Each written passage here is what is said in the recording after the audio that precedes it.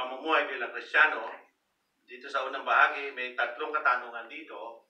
Ang unang katanungan ay itatanong natin kay Candice. Candice, ang katanungan sa iyo, doon sa mga nakita mo sa ating video, ano ang ginawa ni Jehovah para maging maayos ang lahat? Lahat ng mga bagay ay maayos at may own place po. Mahusay, ano? Ikaw naman, Kadmir, sa pangalawang tanong, yun ang itatanong ko sa iyo ngayon at mamaya, yung hulihan kayong dalawa ha. Yung pangalawang tanong, bakit malinis ang pupunta mo?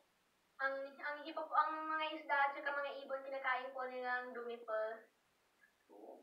Makita mo yung nasa video, ha? yun, ano? Ngayon, kayong dalawa naman, tatanungin ko. Ikaw, Candice, bakit dapat mong linisin ang kwarto mo?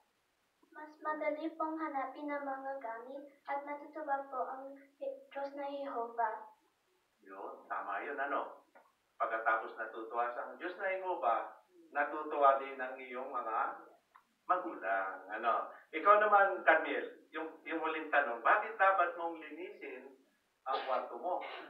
Yung unang-una po, pinapasaya natin po si Jehovah po. Yung ikalawa po, yung tinutularan po natin si Jehovah at sa paggawa natin nito po. Mahusay, ano? Nakita nyo, mga kapatid, mga kabataan, napakahusay ng kanilang mga tanong-tanong. Kaya, pwede ba natin silang pasalamatan?